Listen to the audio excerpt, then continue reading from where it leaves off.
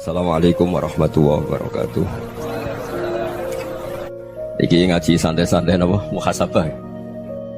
Muhasabah itu kalau Kiai Jawa maknani itu ngoreksi diri sendiri. Jadi menghitung diri sendiri. Ini pas bidang yang saya tekuni tadi karena Habib Ahmad yang minta kemarin sama Ibu siapa dari Indonesian Power itu. Ibu Lia, saya turutin sekaligus saya sambil belajar terus tentang muhasabah. Dalam konteks Indonesia, muhasabah itu sudah jadi perilaku ya. Karena dulu orang tua saya, guru-guru saya kalau ngandani itu, bayangkan kalau kamu jadi dia. Jadi misalnya kita mentang-mentang atasan, otoriter sama bawahan, bayangkan kalau kamu jadi yang bawahan itu kayak apa? Laukun tamakanah, kalau orang Arab bilang bayangkan kalau kamu di posisi dia. Makanya guyonannya orang-orang Indonesia itu kan orang ngaramkan judi gitu, bareng dikasih tahu. Tapi yang menang anak jenengan, alhamdulillah. Ternyata ngaramkan itu karena ada anaknya. Kalau anaknya yang menang ya seneng. Meskipun itu guyonan, tapi saya punya padanan itu dalam kitab hikam. Nabi Ibrahim itu Khalilur Rahman, tentu bencinya minta ampun sama yang namanya maksiat. Suatu saat beliau diterbangkan di alam malakut. Itu kalau di hikam saya halaman 15 juga. Saya masih ingat betul. Mungkin kalau Anda beda halaman karena beda cetakan. Setelah diterbangkan di alam malakut, diperlihatkan sama Allah. Ada orang pezina, ada orang syaribul khomri, ada orang mabuk, ada orang macam-macam. Allah tanya sama Nabi Ibrahim, bagaimana pendapat kamu Ibrahim tentang mereka yang maksiat? Kata Nabi Ibrahim, ya Allah, habisi saja mereka. Mereka hidup di bumi engkau, makan rezeki engkau, kemudian mereka tidak taat sama engkau. Singkat cerita di fase itu, saya ulang lagi di fase itu, Allah nurutin sampai sekian peristiwa, mungkin 3 atau 4. Sudah, setelah sekian tahun Nabi Ibrahim lupa peristiwa itu, kemudian beliau diminta menyembelih anaknya. Ini versi kitab hikam. Memang versinya banyak tentang kenapa Nabi Ibrahim disuruh menyembelih anaknya. Ketika mau menyembelih anaknya, Nabi Ibrahim ragu. Huwa samratu fuadi, anak saya ini buah hati saya, kenapa engkau suruh menyembelih? Terus kata Allah, apa kamu tidak ingat ketika kamu saya angkat di alam malakut, kemudian kamu usul bunuh-bunuh, saya tidak mempertimbangkan usul Anda, tapi kenapa sekarang saya merintahkan kamu mikir gitu? Terus, ya karena ini anak saya ya Allah. Terus kata Allah, rumang samu wong bukan mata ini gak gawean kau sing gawe kowe enak wae usul mata ini. Sebenarnya saya yang bikin, kemudian Anda enak aja usul membunuh. Semenjak itu Nabi Ibrahim itu di eranya itu asfaqun nas, orang paling sayang sama manusia. Karena kadang kita keras itu ya kebetulan itu tidak anak kita, tidak keluarga kita.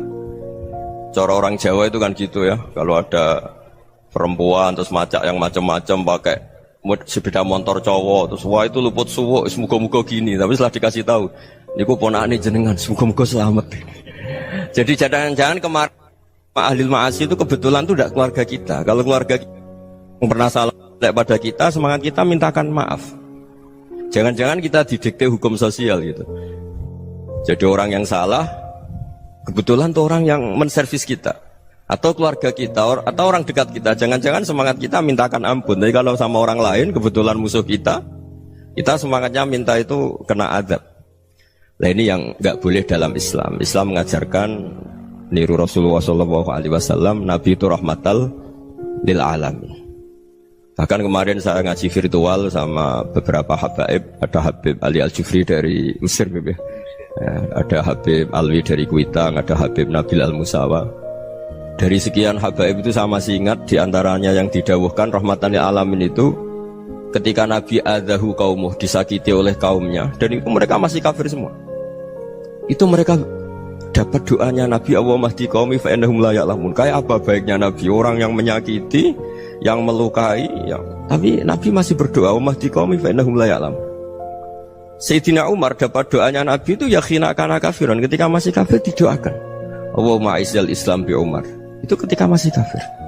Itu pelajaran bagi kita bahwa yang sedang tidak cocok pun itu berdapat doa kita.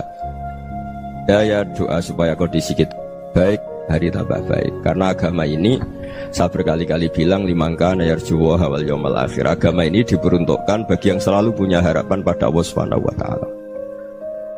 Saya cerita muhasabah ini tentang hubungan kita dengan Allah.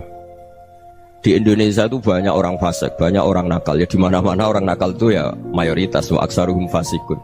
Tapi berkahnya harapan. Mungkin saya kira nakal sok benda, mungkin saya kira sholat sok ben sholat, mungkin sekarang belum sakhok, belum dermawan, suatu saat dermawan. Barokahnya itu kefasikan ini dianggap sementara, sedang fasik, sedang tidak benar. Karena kiai-kiai kita, para guru-guru kita, para habaib utamanya itu mesti bilang semoga husnul khotimah. Nah barokahnya doa itu semoga husnul khotimah itu menjadikan satu pola sosial. Yang sedang fasik ini masih diharapkan jadi lebih baik, jadi lebih sehingga kita tidak ngambil sikap ekstrim yang ingin menghabisi atau ingin mengadili, tidak, karena selalu kita punya harapan. Dan agama ini limangka yarjuwa wal yaumil akhir. Bayangkan itu kalau yang nakal itu anak kamu, pasti kamu nggak ingin kan langsung dapat azab, dapat apa. Padahal kita semua jadi tokoh ini abul kulli, bapak dari semuanya. Sehingga ketika Rasulullah SAW jalan-jalan kemudian melihat perempuan sedang menyalakan api. Kalau apinya mati ditiup, anaknya dijauhkan. Nanti kalau sudah jauh dari api, anaknya digendong lagi. Terus kata Rasulullah, matur ke semua sahabat, Ara'aitum anna hadhihi tarihatan waladaha 'alan nar. Apa kamu berpendapat bahwa perempuan ini akan melemparkan anaknya ke neraka? Tidak ya Rasulullah. Tidak akan seorang ibu melemparkan anaknya ke api. Terus kata Rasulullah, Allahu arhamu min hadih biwaladiha. Allah lebih rahman, lebih rahim dibanding orang tua ini kepada anaknya.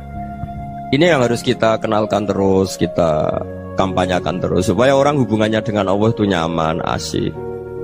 Sehingga dengan demikian selalu ada harapan bahwa yang sedang nakal ini suatu saat tobat. Kita tidak boleh menghukumi pasti begini, pasti gini, itu tidak wilayah kita. Itu juga yang dicontohkan Rasulullah SAW. Secara lahir Nabi itu nggak berkenan sama Wahsy, karena Wahsy itu salahnya salah fatal karena membunuh ahabban nasi ila Rasulillah, yaitu membunuh Sayyid Hamzah. Jadi ketika Wahsy tobat, Nabi itu terima tobatnya. Dan ketika beliau dengan basariyahnya nggak siap ketemu Wahsy karena harus ingat Sayyid Hamzah, basariyahnya diturutin. Oke, kamu iman, saya turutin, tapi jangan sering ketemu saya. Karena kalau ketemu kamu, saya masih ingat sama paman saya Sayyid Hamzah. Kita bisa ngelola seperti itu. Kita tidak cocok sama orang, bagaimanapun mereka umatur Rasulullah SAW, kita tetap mencintai mereka. Misalnya kalau beda agama, mereka sama-sama orang Indonesia, kita mencintai mereka atas nama warga Indonesia. Tapi kalau misalnya potongannya ora cocok, beda kultur, bawaannya itu mangkel no coro Jawa, ya bisa diilmoni, jangan ketemu. Wong sudah tidak cocok, ingin ketemu nyari solusi. Roh ini tok seneng itu kan ya repot gitu. Ya sudah kalau nggak mati cocok ya jangan sering ketemu. Dan itu kita bisa memanage seperti itu tuh bisa. Saya berkali-kali cerita tentang Imam Syafi'i. Kalau dikasih tahu ya Imam Abu Abdillah, panggilannya Imam Syafi'i, tetangga anda ini ternyata banyak yang nggak senang anda. Jawabnya beliau senang. Ya bagus kalau nggak senang saya, ndak utang saya katanya. Jadi gara-gara saman seneng aku ngatur aku ini kan. Nah mungkin saman rasa seneng kan ya enak. Jadi hidup itu dianggap happy. Kalau seneng ya teman silaturahim, kalau nggak seneng ya nggak bakal utang gitu. Baru kayak seneng itu nggak ganggu. Gitu. Jadi dulu itu orang bisa ngelola seneng tidak seneng itu bisa. Karena ada kearifan hubungan dengan Allah Subhanahu wa taala. Hidupnya selesai karena masyghul bi dzikrillah, mereka sibuk dengan Allah. Makanya kata ulama-ulama tasawuf, kamu jangan melihat manusia perilakunya, tapi kamu juga harus ingat yang gerakkan semua itu Allah Subhanahu wa taala. Dengan demikian kita farah, kita senang. Makanya Nabi kalau ngutus Anas bin Malik kemudian enggak kesampaian yang diinginkan karena Anas main. Ketika garwa-garwani Nabi agak tersinggung, Nabi andaikan Allah menghendaki yang saya inginkan kesampaian, pasti itu kesampaian. Jadi dianggap kegagalan Anas gak manggil yang dituju Nabi itu ya kersane Allah, ya enteng saja. Sayyidina Ali lebih parah lagi yang dialamin. Itu dalam beliau kalau dipanggil itu gak cepet-cepet ke sana. Ketika ditanya, kenapa kamu tak panggil gak cepet ke saya? Amin tu ukubatak, karena aku tahu kau orang baik itu pemaaf. Jadi makanya orang-orang soleh dulu itu bodoni itu. Makanya sekarang kalau ada orang bodoni itu mesti dibidik orang soleh. Kalau orang-orang soleh itu kakean husnudzon lagi sering dibodonin. Abdullah bin Umar itu masyhur itu. Kalau ada budaknya sering sholat, sergap sholat itu dimerdekakan. Akhirnya nggak sholat pun pura-pura sholat. Akhirnya juga dimerdekakan. Ketika ditanya, kenapa engkau merdekakan? Padahal mereka sholatnya menipu engkau, kata pembisik-pembisik itu. Man khoda'ana lillah in khoda'na lah. Dia nipu atas nama Allah, berarti saat tertipu juga atas nama Allah. Gak masalah dong, semuanya demi Allah Subhanahu wa ta'ala. Jadi ketika kita ketemu mensifati Allah Ta'ala itu ghafir, Allah pemaaf. Jangan kamu gak fair untuk diri kamu nyifati Allah ghafir, pada orang lain Allah kamu sifati syadidul iqab. Jadi Allah kamu atur, kayak MC tadi ngatur saya. Jadi Allah itu apa? Kalau pada saya ghafir, kalau pada musuh saya syadidul iqab. Itu tidak fair. Kalau Anda punya harapan kepada Allah karena Allah Rahman Rahim, Allah ghafir, sebenarnya Allah pada musuh kita ya bisa saja Allah ghafir, bisa saja Allah Rahman Rahim. Sehingga kita melihat orang lain yang kita tidak cocok itu ya enteng saja. Itu min ummati Rasulillah sing tanaluhu syafa'atu, tanaluhu sa'atu rahmati, tanaluhu fair. Jangan dengan kita kayak mesti dapat rahmat. Jangan orang lain kayak Allah pasti syadidul iqab. Itu tidak boleh. Sehingga ketika ada orang Badui, singkat cerita orang Badui ini kencing di masjid, semua sahabat membentak dia. Yang enggak bentak hanya Nabi tok. Saking mangkalnya orang ini karena semua sahabat bentak kecuali Nabi. Setelah dibenarin Nabi, terus Nabi nyuruh Sobbu ali dhanuban min ma'in. Setelah disucikan masjid itu, dia berdoa keras sekali. Allahumma arhamni wa Muhammadan wa la tarham ma'ana ahadan. Ya Allah, yang berhak dapat rahmatmu hanya saya dan Nabi Muhammad, yang lainnya jangan gitu. Karena yang lainnya tuh jengkelin, gitu aja saya salah dimarah-marahin gitu. Jadi kalau kamu doa terbatas ya kayak orang Bedui ini, kayak orang Arabi. Apa kata Nabi? Laqad tahajjarta wasi'an. Allah yang rahmatnya luas menjadi kamu sempitkan. Karena kamu mau atur Allah hanya rahman pada Indonesian Power, pada NU, pada kita, yang orang lain gak perlu dapat. Itu kan kasihan Islam, karena Islam terus gak dimiliki semua orang. Allah gak dimiliki semua orang, Rasulullah gak dimiliki semua orang, karena dipek NU, dipek ormas tertentu, dipek, gak boleh seperti itu. Gak boleh takhasyar tawasian, kata Nabi, gak boleh mempersempit zat yang rahmatnya itu luas. Ini semoga etika ini kita pakai di Indonesia. Yang sedang fase kita harapkan lebih baik. Yang sedang nggak dapat hidayah kita doakan dapat apa? Hidayah. Masyhur kan, makanya tadi saya mohon sama Habib Ali supaya Habib Ahmad supaya tetap mahalul qiyam, tabaruk sama Habib Ali. Di antara doa-doa di Simtud Duror masyhur itu antuqabilal mudhniba minnah fil ghufran wal musi'ah bil ihsan. Jadi harapannya para habaib, para orang-orang baik dulu ya, semoga yang dosa itu dimaafkan, yang sedang salah dibuka, bikin lebih baik. Nabi itu tugasnya juga gitu. Wastaghfir li dzambika walil mu'minina wal mu'minat. Nabi itu tugasnya juga memintakan ampun yang sedang salah. Nah ini cobalah jadi etika kita, muhasabah kita. Jadi muhasabah itu cara berpikir kita set, kita pikir ulang. Ternyata semangatnya seorang Nabi itu wastaghfir li dzambika walil mu'minun. Semangatnya itu memintakan ampun. Orang ahli tafsir tahu semua kalau Nabi itu tidak mungkin dosa. Jadi itu khitabun lin Nabi wa urida bihi ummatu, itu khitab Nabi, tapi yang dimaksud itu umatnya, karena Nabi tidak akan mengalami dzambun, tidak akan mengalami dosa. Sekarang enggak, kadang-kadang kita ini kalau orang lain salah itu semangat. Kalau di perusahaan ada teman salah, apalagi pimpinan salah itu seneng, barokahnya salah bisa ganti kan gitu.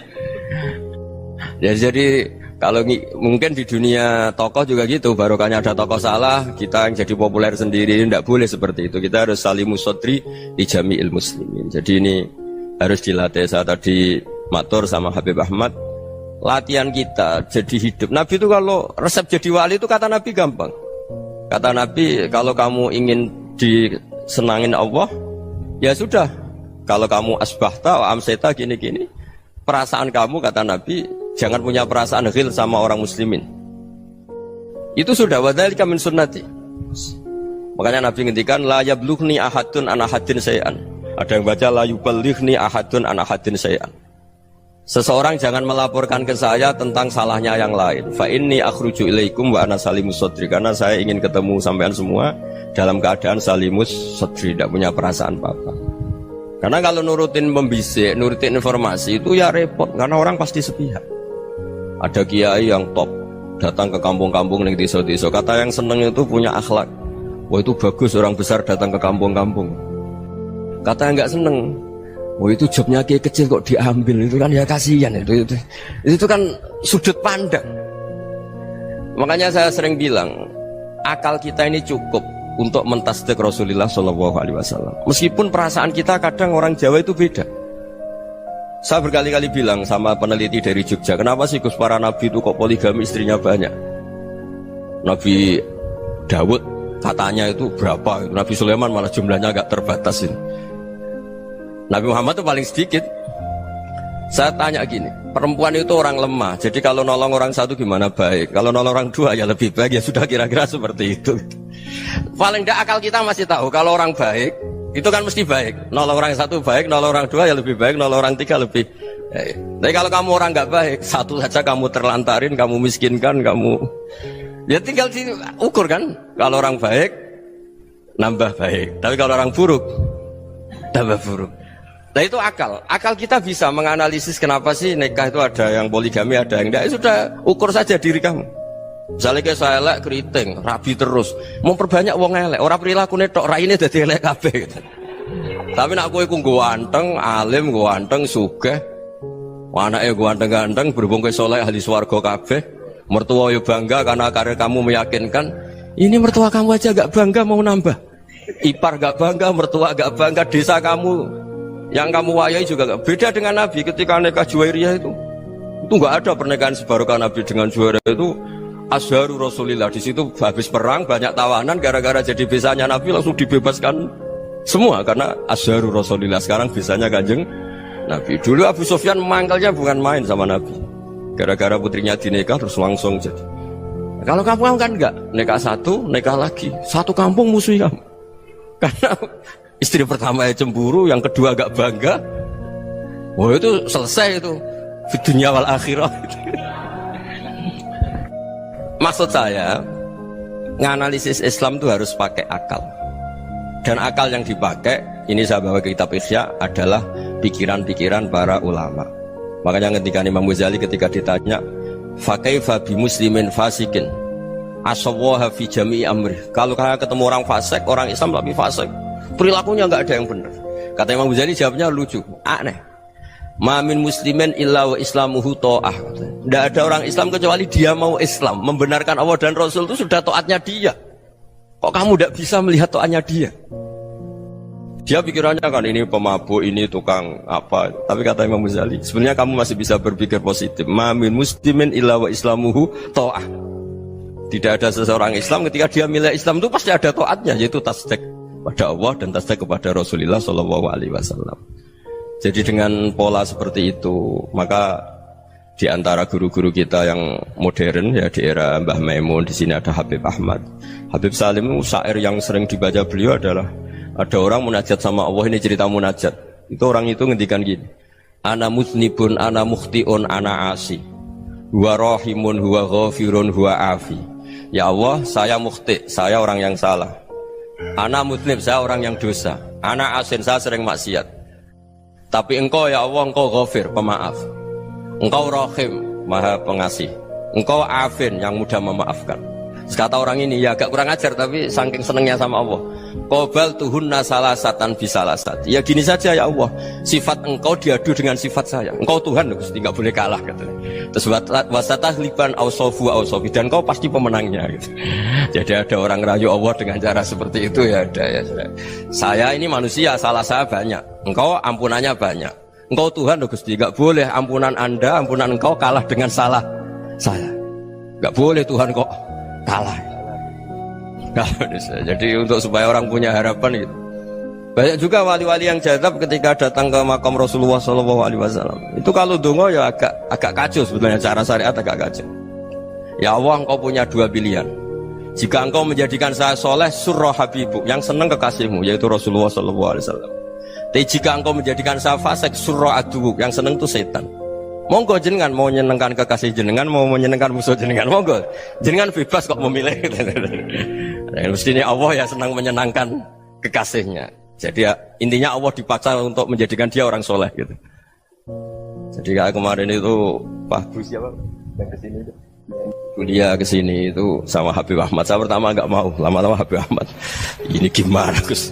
Orang taunya saya dekat jenengan, kalau nggak kasil saya malu. Waduh, ini kayak doanya wali yang tadi. Nggak punya pilihan, nggak ada pilihan. Jadi saya mohon muhasabah itu dimulai cara berpikir. Makanya di sini sebetulnya tag ini supaya dapat barokahnya Ihya. Ini kitab yang disenangi para habaib, para ulama. Sebetulnya tag di muhasabah itu redaksinya gini ya, yang lengkap. Hasibu anfusakum qabla an tuhasabu wa zinuha qabla an tuzanu wa tahayya'u lil ardil akbar. Jadi ada kata wazinu, jadi ukur. Perilaku Anda ini diukur, ditakar. Misalnya kita sebagai suami kan ya punya hal-hal yang kita tidak ideal. Corong Jawa mesti pesek, cara rezeki ya pas-pasan. Dan kita juga kalau makanya agak boleh tanya istri begini, apa saat cinta pertama Anda? Pasti Anda kecewa. Orang jadi istri hanya korban terakhir itu. Sudah. Karena orang kalau ngelamar kemana-mana gak jadi, yang jadi istri itu pasti korban terakhir itu. Jarang istri pilihan pertama, jarang. Ayo semua yang nikah. Rata-rata itu pilihan Anda pertama Pak, dari sekian ditolak di mana-mana terus. Ya perempuan terakhir. Kamu juga korban terakhir gitu. Itu wali-wali dulu kalau ngandani kita itu sederhana. Antal ini masyhur diceritakan Habib Zain bin Semit dalam kitab Al-Manhajus Sawi. Antalam tajid min nafsika kullama turid. Fa kaifa turidu min ghairika kullama turid. Kamu yang ingin ideal saja, kamu tidak menemukan pada diri kamu untuk menjadi ideal. Kamu kan ingin ganteng, ingin punya uang banyak, ingin perilaku Anda sempurna. Anda saja yang punya keinginan tidak bisa mewujudkan keinginan Anda sendiri. Fakifa turidu min ghairika ma turid. Jadi antalam tajid min nafsika kullama turid. Fakifa turidu min ghairika kullama turid. Kamu yang punya keinginan saja. Misalnya saya ingin punya uang banyak, perilaku saya selalu benar, gak pernah salah. Loh, saya yang ingin saja dengan diri saya, gak bisa untuk benar terus. Kok kamu berharap orang lain selalu benar? Jadi anta lam tajid, ya sama. Kalau kamu menuntut istri kamu itu ramah, neriman, apa kamu neriman sama wajah istri Anda gitu? Engkau ya pola neng dindi jajaki sana jajaki sini, kamu sendiri tidak tahu apa.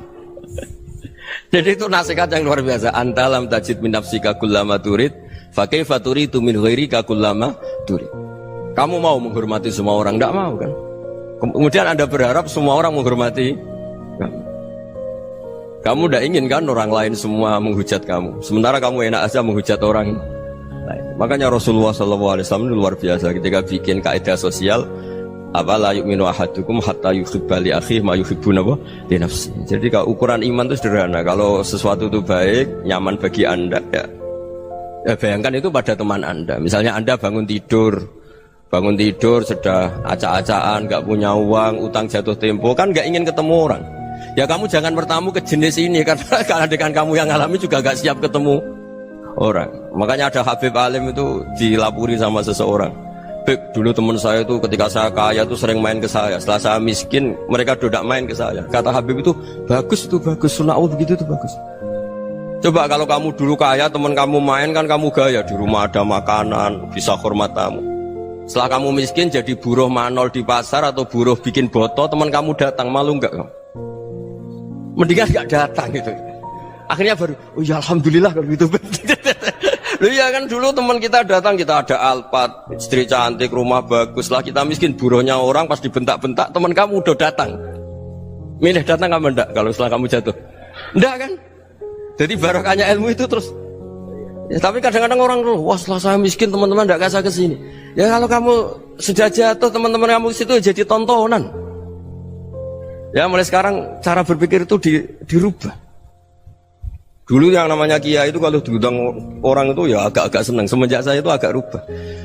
Mengundang kiai, ngatur kiai itu tak haram-haramkan ya ada lumayan lah sekarang itu sudah mulai agak beretika. Dulu itu ngundang tuh tanggalnya ditentukan, jamnya ditentukan, enggak mikir apa kiai saat itu nganggur, enggak. Punya wadifah, enggak. Dia milih tanggal yang dia nganggur, enggak mikir pas itu kiainya nganggur apa, enggak. Ya saya hanya cerita aja, kamu tersinggung ya monggo, boten ya monggo itu kan. Jadi saya mohonlah supaya tadi saya juga matur ke Habib Ahmad. Jadi untuk orang merasa ikut sunnah Rasul itu gampang sekali kata Sayyid Muhammad. Dulu Nabi berpakaian ala daerahnya. Kalau mikot ya pakai mikotu baladi. Karena Nabi orang Madinah dan beliau berdomisili di Madinah, ya misalnya mikotnya dari Bir Ali misalnya. Tapi kalau Anda orang kawasan Tanim mau umrah ya dari Tanim. Misalnya kawasan Jirona ya dari Jirona. Artinya apa? Kamu ngambil mikot karena Nabi mikot misalnya dari Bir Ali, bukan berarti kamu harus seperti Nabi di Bir Ali, kamu orang Mekah, misalnya kamu orang Tanim, orang ya harus dari mikot itu apa? Baladi.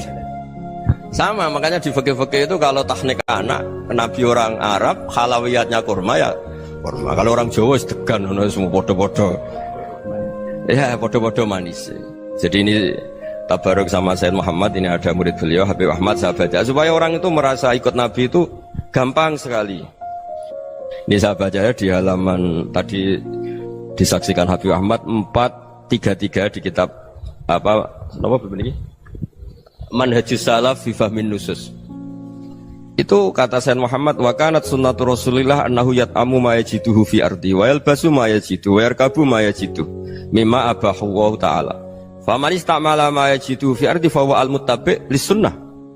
Kama annahu hajjal baita min madinati. Faman hajjal baita min madinati nafsihi fa huwa al-muttabi' lis-sunnah. Wa illam takun hadhil madinatu tilka.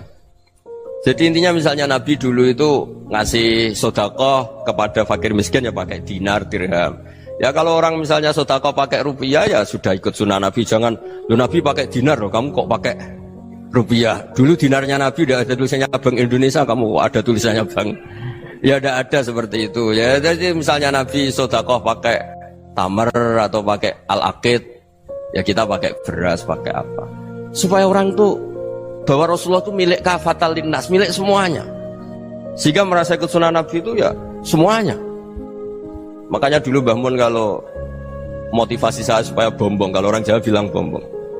Wong Jawa mesti ono wong alim. Beliau menyontohkan mas itu Mbah Fadol, Senori, Mbah Ihsan Jambes. Itu bisa ngarang-ngarang kitab luar biasa. Padahal beliau bukan orang Arab. Imam Sibawai itu orang Persia, Imam Ghazali orang Tus itu juga ikut Persia. Kata Mbah Mun, wong sing ora Arab lah mesti untuk jatah alim kata beliau. Karena Nabi itu diutus kafatal linnas. Nanti kalau orang yang alim itu Arab tok, berarti tidak ada perwakilan dari Afrika, dari Asia Tenggara, dari mana-mana. Makanya karena Nabi statusnya itu kafatal linnas. Jadi kita harus bangga sebagai Muslim, sebagai orang Indonesia karena misalnya Wali Kutub. Dulu terkenalnya hanya ada di Yaman, di mana.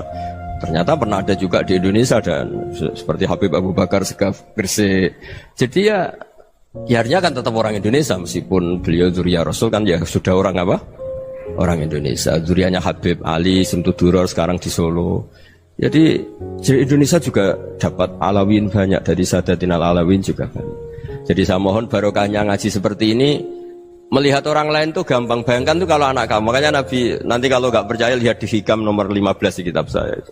Di situ dijelaskan oleh Hikam, jangan-jangan semangat Anda pada orang yang maksiat, pada orang yang keliru supaya dihukum itu karena kebetulan itu udah anak Anda, itu udah keluarga Anda. Coba kalau itu keluarga Anda. Makanya kalau saya guyonan di Jogja itu ada pembantu mecahkan piring terus dimarahi majikannya, saya mesti guyon gitu, pasti itu pembantunya tidak cantik. Kok bisa Gus? Andai kan cantik dan kamu senang mecahno piring satu, piring sewu ra iso ngamuk. Ternyata ngamuknya itu karena mecahkan piring apa karena plus tidak cantik? Coba jawab para lelaki ini. Kamu marah sama orang maksiat tuh karena maksiat karena plus itu udah anak Anda.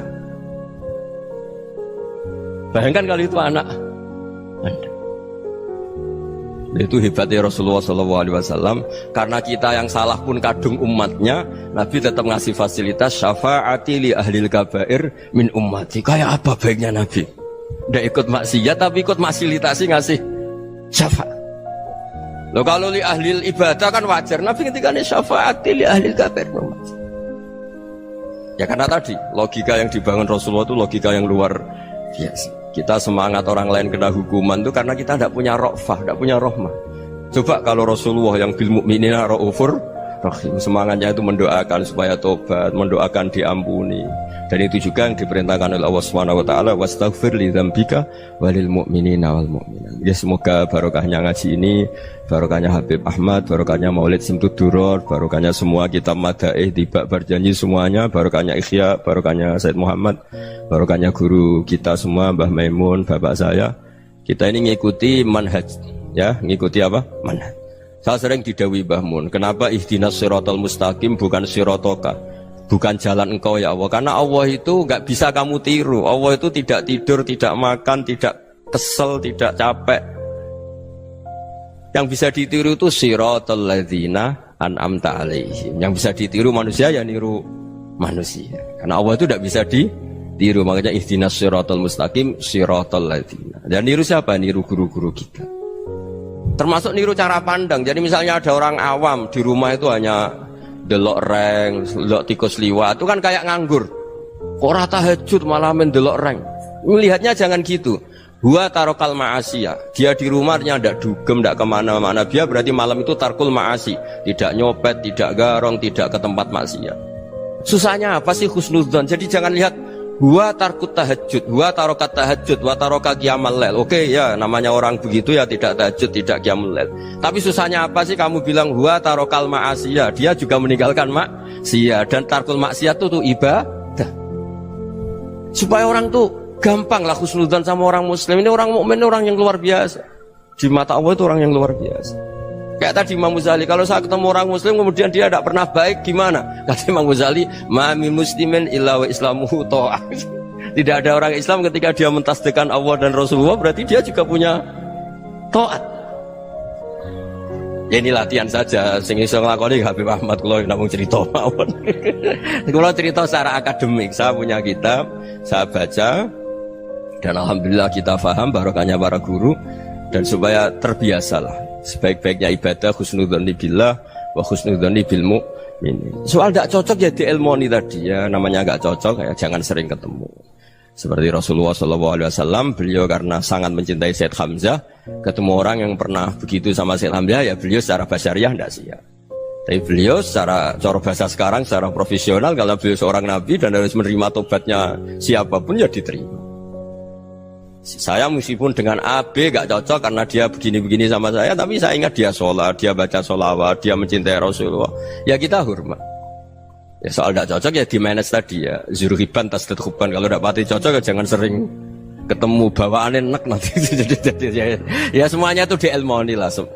Makanya ngendikane Ma'ruf Al-Qurhi ada yang baca Al-Kharqi, mangqala fil yaumi salasa marrat wa marham ummata Muhammad kutiba minal abdal. Karena semangat mencintai siapapun satu hari sering baca marham ummata Muhammad wa ma asli ummata Muhammad wa ma tajawaz an ummati Muhammad, itu mesti kutiba minal abdal. Dia pasti termasuk wali abdal. Maksudnya semangat mencintai ya dilatih lah.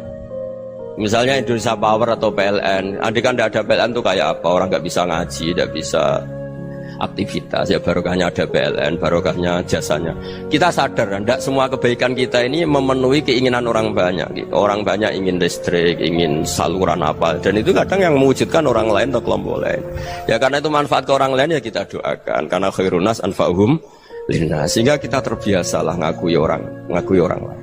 Seperti semangatnya Rasulullah SAW, semuanya itu didoakan, semuanya diinginkan kebaikannya. Bahkan Nabi gak putus asa sampai di akhirat. Ketika Nabi lain sudah putus asa karena sudah akhirat, sampai dimintai syafaat semuanya bilang nafsi, nafsi. Karena merasa semuanya gak punya nyali di depan Allah, karena ini sudah akhirat, sudah finish. Tapi apa Rasulullah? Analah, ya sudah saya sanggup mensyafaati kalian. Terus kata Nabi, fa'atiyal arsya, saya mendatangi aras, fa'akhirru lahu sajidan, saya sujud, wa ahmaduhu bima hamida allamaniha rabbi. Kemudian saya tetap muji Allah dengan pujian yang terus menerus. Padahal sudah di akhirat, sudah finish. Nabi dimintai syafaat masih sanggup, karena Nabi tahu akhirat tidak bisa mendikte Allah, tidak bisa Allah terus bilang, ya Allah ini akhirat loh, engkau sudah tidak boleh mensyafaat, tidak bisa. Allah tidak bisa diganggu akhirat, Allah tidak boleh dibatalkan rahmannya oleh akhirat. Allah tetap Rahman Rahim abadal abad, dan Nabi tahu itu. Makanya kata para ulama, fa Muhammadun ahmadu min ghairihi. Jadi Nabi Muhammad namanya dua yang terkenal. Sebenarnya banyak yang terkenal dua, Muhammad sama Ahmad. Ketika Nabi punya nyali memuji Allah di akhirat atau sudah di akhirat, Itu fa Muhammadun ahmadu min ghairi. Ketika nabi lain sudah tidak punya nyali muji Allah karena sudah akhirat, Nabi Muhammad tetap berani muji Allah di saat seperti itu. Makanya ahmadu di situ kata ulama itu af'al tafdil. Fa Muhammadun ahmadu min ghairi. Kanjeng Nabi lebih memuji Allah di saat yang nabi lain sudah tidak punya nyali untuk muji Allah di saat itu. Makanya kata Nabi fa akhirul lahu sajidan wa ahmadhu bima hamida 'allamaniha rabbi. Akhirnya setelah lama gitu terus Allah ngendikan ya Muhammad irfa' ra'sak wasal tu'tah wasfa' tusyaffa. Sudah Muhammad, angkat kepala kamu minta apa saya turutin, dan kalau kamu ingin mensyafaati umatmu saya beri hak apa? Syafaat. Nah, semoga semangat itu juga menjadikan kita munajat bahwa rahmat Allah tidak terbatas, harapan juga tidak terbatas. Mungkin yang sedang nakal ya kita katakan sedang, jangan terus kamu pastikan wah ini mesti suul khotimah, mesti tidak orang baik. Tidak, agama ini liman kana yarjuha wal yaumal akhir, selalu bagi yang punya harapan. Ya, mugi-mugi dapat barokah semua. Mantu dengan kata wassalamualaikum warahmatullahi wabarakatuh.